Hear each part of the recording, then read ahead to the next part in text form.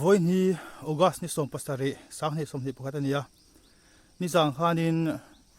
mizo then khat uila tura bilepura kaltum te chu tlang pui muala hian Assam police ten ru kalo chagin na loka pa uila tura kal te hi mi pathuman nia wani thak takin liamna turanam lawa chu tilai chuan anjinga pakhat lal du mi ro chu silayan ka na alaw wang hianin khama zuang thlain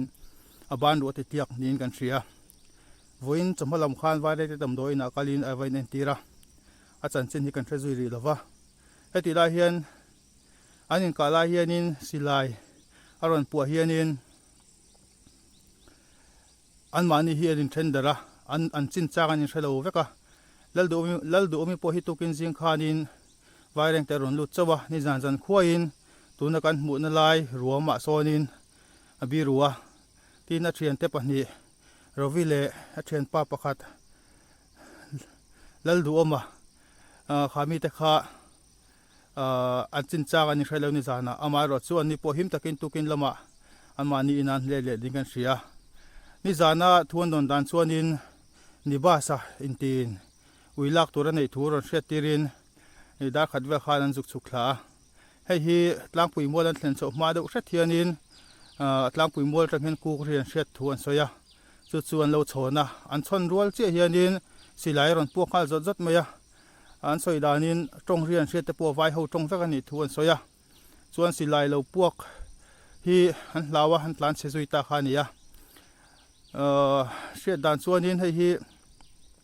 nibasa tele Assam police hi tang rolin hetiang hianin ma an lata ni na hret theya til thalo do mai ania ruka hetianga mizote mintha antum na hi tun nuwa chon thleng to lo se dom hleya emi chung changa hianin kan ho tu te sarkar ho tu te le police ho tu te po hriat tir ton nia an ni hianin atulengin man na tura ngaila thome tuna kanum na mun hi pu nga ka huan luania aitlang nar lampang mol pui thlen mania tuna heiron langso so mol pui tlang ania hei hi akara hian tin aitlang hi omta chuanin khi tlai ron lang le khi vaireng te khuwa chunita ti hian vaireng te khuwa hi tlang chi pa ke rin ko te du meya hei hi tuna khan din hun ya enge kan chin zel don kan threlowa voin lam hen vaireng te vc join vc chun na tlang kovin vaireng te dar than zawa huan luwa vaireng Mizoram police omte te zu amuna kalchilin an mamote vel tele an book sakmek vel te kan toy omdona so ti rual chuanin so ti lai ni jana Assam police ina mizo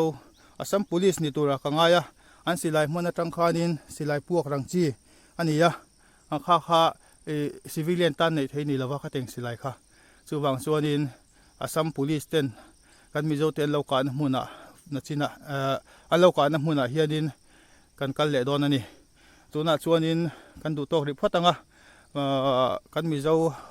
police te obna hmun kan kal photanga chu mizo wa chuanin sota